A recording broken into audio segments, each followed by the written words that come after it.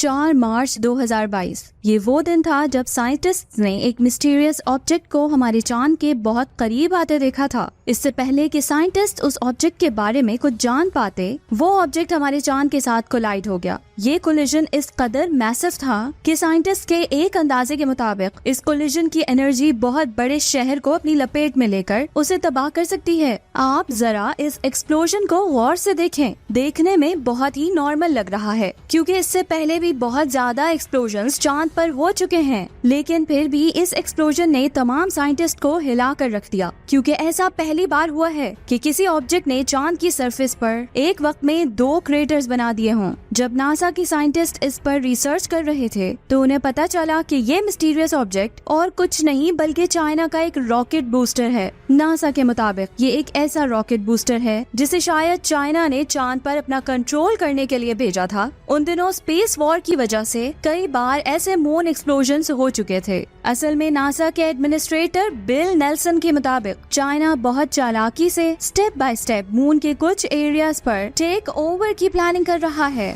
यहाँ तक कि उसने अपनी इस प्लानिंग का पहला स्टेप कामयाब भी कर लिया है। मैं बात कर रही हूँ 2019 की, जब चाइना ने अपना स्पेसक्राफ्ट चैंग E4 मून की फार साइड पर परफेक्टली लैंड करवाया था और चाइना इस एरिया पर लैंड करने वाला पहला मुल्क बन गया। इस कामयाबी के फौरन बाद चाइना ने रशिया के साथ मिलकर 2030 तक 2 और मून मिशंस को लॉन्च करने का प्लान भी बनाया है, जिसमें 2026 तक मून के साउथ पोल पर सक्सेसफुल लैंडिंग के साथ ही 2027 तक यहाँ इंटरनेशनल स्पेस स्टेशन की तरह लूनर रिसर्च सेंटर एस्टैब्लिश किया जाएगा। ये सब देखकर यूएस बहुत ज्यादा डर गया है और उसका कहना है कि चाइना चांद पर अपना फुल कब्जा कर लेगा। अब यूएस से ये पूछना चाहिए कि आखिर वो ये सब किस बेस पर कह रहा है, क्योंकि सबसे पहले इसी कंट्री ने स्पेस में अपना डोमिनेंस दिखाने के लिए स्टार्ट किया था और उसने चांद के टुकड़े करने का प्लान भी बना लिया था। दरअसल 1950 में जब कोल्ड वॉर हो रही थी, उस वक्त इन दोनों कंट्रीज के दरमियान स्पेस रेस का मुकाबला भी शुरू हो गया था। इस स्पेस रेस में रशिया अमेरिका से आगे था क्योंकि स्पेस में पहले इंसान यूरी गैगरिन को रशिया ने ही स्पेस में भेजा था। इन्होंने अपनी पहली सैटेलाइट स्पुतनिक 1 को भी लॉन्च किया था। रशिया तमाम माइलस्टोन बहुत तेजी से हासिल कर रहा था, यहाँ तक कि रशिया के पहले स्पेस स्टेशन सैल्यूट 1 की लॉन्चिंग भी अमेरिका के स्काई लैब से 2 साल पहले हो चुकी थी। ये सब देखकर अमेरिका को जलन हो रही थी और यूएस गवर्नमेंट से इस पर मासिव एक्शन लेने की ठान ली, जिसका आइडिया बिल्कुल सिंपल था कि चांद पर इतना बड़ा एक्सप्लोजन किया जाए जो जमीन पर रहने वाले तमाम इंसान देख सकें और इनडायरेक्टली पूरी दुनिया ये समझे कि अमेरिका बिल्कुल सही था। अब इसीलिए उन्होंने 1958 में फिजिसिस्ट लियोनार्ड राइफल, जिन्होंने बाद में अपोलो मिशन को लीड किया, उन्हें और यूएस एयरफोर्स को सीक्रेट मिशन प्रोजेक्ट A119 के लिए सेलेक्ट कर लिया। राइफल के प्लान के मुताबिक मून की सरफेस पर एक न्यूक्लियर वेपन के जरिए बहुत बड़ा एक्सप्लोजन करवाना था, लेकिन ये प्रोजेक्ट शुरू होने से पहले ही उन्हें बंद करना पड़ा क्योंकि इसकी प्लानिंग के दौरान ये बात अच्छे से वाज़ेह हो चुकी थी कि इस एक्सप्लोजन से फायदा तो बहुत कम होगा, लेकिन यूएस को बहुत बड़ा नुकसान फेस करना पड़ेगा। ऐसा इसलिए क्योंकि अगर यूएस ने ऐसा एक्सप्लोजन किया तो रशिया भी अपने तमाम वेपन्स के साथ मैदान में उतर आएगा, जिसका मतलब ये था कि एक बहुत खतरनाक स्पेस वॉर शुरू होगी और इसमें यूएस की ही हार होगी। यही वजह थी कि यूएस ने इस मिशन को कैंसिल करके अपना सारा फोकस कंस्ट्रक्टिव मिशंस पर लगा दिया। दरअसल जब नासा के साइंटिस्ट मून को खत्म करने का प्लान कर रहे थे, तब उन्होंने सोचा कि चांद को खत्म करने से बेहतर है कि हम खुद चांद पर जाते हैं, क्योंकि अब तक ऐसा किसी भी कंट्री ने ना तो किया है और ना ही सोचा है। अब यहाँ से ही अपोलो मिशन का सिलसिला शुरू हुआ, लेकिन यूएस की तरह कोई और कंट्री मून को उड़ाने का ना सोचे, जिसके लिए यूएस ने बड़ी चालाकी से 134 कंट्री के साथ आउटर स्पेस ट्रीटी साइन कर लिया, जिसके मुताबिक स्पेस में किसी भी तरह के मास डिस्ट्रक्शन वेपन्स को यूज करना जुर्म है और इसके साथ ही चांद या फिर स्पेस पर किसी भी एक कंट्री का कंट्रोल नहीं होगा और तमाम कंट्रीज को रिसर्च और एक्सप्लोरेशन का बराबर हक होगा। लेकिन इसमें स्पेस के सबसे बड़े खतरे को नजरअंदाज किया गया था, जो स्पेस स्पेस डेब्रिस है। अगर आप देखें तो आउटर स्पेस ट्रीटी में स्पेस डेब्रिस पर कोई भी फर्म रेगुलेशन नहीं लगाया गया, जिसकी वजह से आज सिचुएशन इस कदर खराब हो चुकी है कि इस वक्त जमीन के लोअर ऑर्बिट में 13 करोड़ से भी ज्यादा स्पेस डेब्रिस है जो बुलेट की स्पीड में घूम रहे हैं।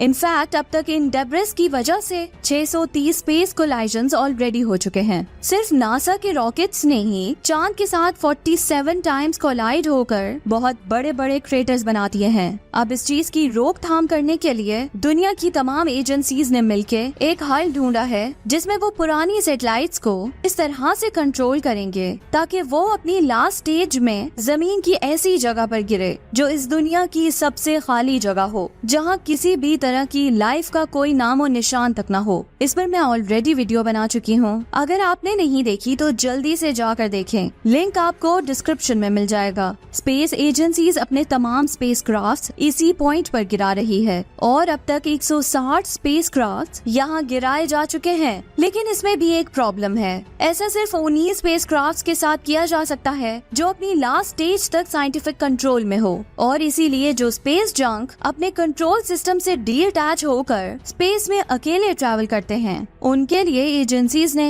एक न्यू मेथड डेवलप किया है। इस मेथड में नासा की JPL यानी कि जेट प्रोपल्जन लैब सॉफ्टवेयर और ओपन सोर्स सॉफ्टवेयर जैसे प्रोजेक्ट प्लूटो को यूज करके स्पेस डेब्रिस की ट्रैजेक्टरी प्रिडिक्ट करते हैं, और इसी मेथड का यूज करके उन्होंने आज के hot topic China rocket booster और मून का कोलिजन प्रिडिक्ट कर लिया था। बेसिकली 2015 में कुछ एस्ट्रोनॉमर्स ने जमीन के करीब एक अननोन ऑब्जेक्ट को ट्रैवल करते देखा। जब उन्होंने इसे टेलीस्कोप से ऑब्जर्व किया तो उन्हें लगा कि ये उस वक्त के लॉन्च होने वाले फैल्कन 9 का रॉकेट बूस्टर है जिसका इस्तेमाल नासा की सैटेलाइट लॉन्च करने के लिए किया गया था। लेकिन ये कंक्लूजन उस वक्त गलत साबित हुआ जब प्रोजेक्ट प्लूटो सॉफ्टवेयर ने इसकी ट्रैजेक्टरी प्रिडिक्ट की थी। इस सॉफ्टवेयर ने रॉकेट बूस्टर से बाउंस ऑफ होकर वापस आने वाली रेडियो वेव्स को कैप्चर किया और उन सिग्नल की बेसिस पर अलग अलग टाइम फ्रेम के दौरान उसकी वेलोसिटी और डिस्टेंस को कैलकुलेट किया।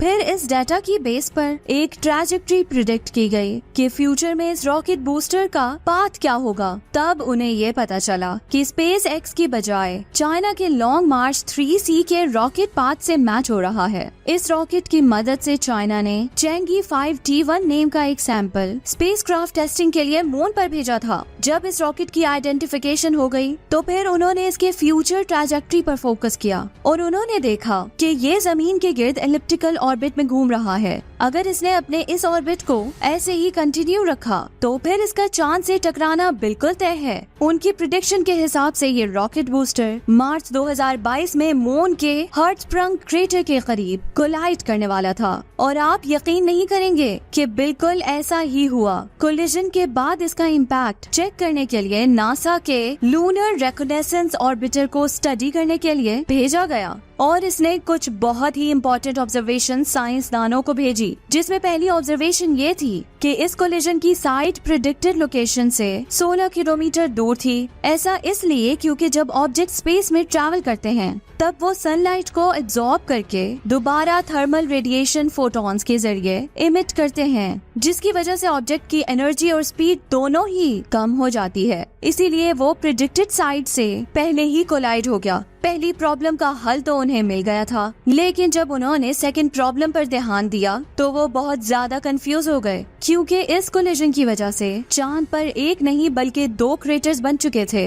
अब साइंटिस्ट ये स्पेकुलेट कर रहे हैं कि शायद रॉकेट की दोनों एंड साइड पर ज्यादा मास हो, जिसकी वजह से इस कोलिजन से 2 क्रेटर्स फॉर्म हो गए हों, या फिर रॉकेट के क्रैश से पहले ही उसके 2 टुकड़े हो गए हों। इसीलिए जब उनकी ओपिनियन ली गई तो उनका कहना था कि हमारे रॉकेट का बूस्टर पहले से ही जमीन के एटमॉस्फेयर में एंटर होकर तबाह हो चुका है। खैर, चाइना से और क्या ही एक्सपेक्ट किया जा सकता था। तो प्यारे व्यूअर्स, ये थी आज की अमेजिंग वीडियो। इसे लाइक एंड शेयर जरूर कीजिएगा। अपना ख्याल रखें, दुआओं में याद रखें। अल्लाह हाफिज।